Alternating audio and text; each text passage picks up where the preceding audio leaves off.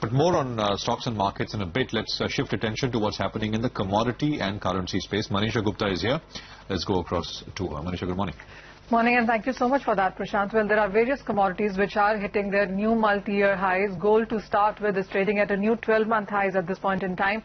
Not only that we have broken above $1350 per ounce, but we seem to be making further inroads, gains onto that one. We did see a high of $1358 at one point in time as well, and there have been various factors, fundamentals, which really have been supportive for this. To start off with, the dollar index is at now a new 32-month lows. It's hitting a fresh lows versus the euro as well. And apart from that, it is the weather concerns as well. After Hurricane Harvey, it is now Hurricane Irma hurtling towards Florida. And the expectation is that the damage that this hurricane, which is the strongest in last 10 years, could be more than $100 billion for US there. So that clearly is pulling the dollar down. And we have seen a safe haven currency buying come in because of that. The geopolitical concerns as well have been supportive. Markets are anticipating that North Korea is gearing up for its Foundation Day on 9th of September, and this is the day you could see yet another ballistic missile test from them. That is also adding up. And of course, the data that we have seen in the recent few days has nothing but been of disappointment, especially coming in from US, whether it's the jobs data or the inflation numbers, all of that less than what the street was expecting. In the metal space, the other metal that is doing extremely well really has been the copper prices.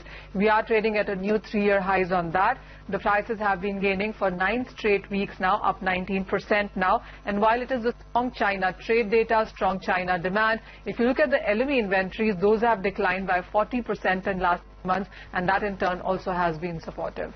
Prathamesh Mallya now joins us with his strategies on all of that. Prathamesh, hi. Let's start with copper first. And while we are looking at fresh new gains here at these levels where we already are up 19% in last 2 months, are you still buying? In a best scenario, I would possibly avoid all the base metals because there's a lot of positive run-up that's already being seen in these counters. Although we are advising a buy side in this particular counter, 454 is something which we're really targeting at. But if you're really asking for the entire base metal trade, we would avoid any trade in this particular counter.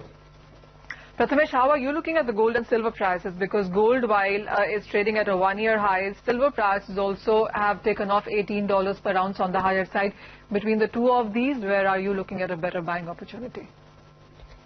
Between both these metals, I think silver will possibly fare better when compared to gold. 42,300 is what we are looking at immediately in this particular counter.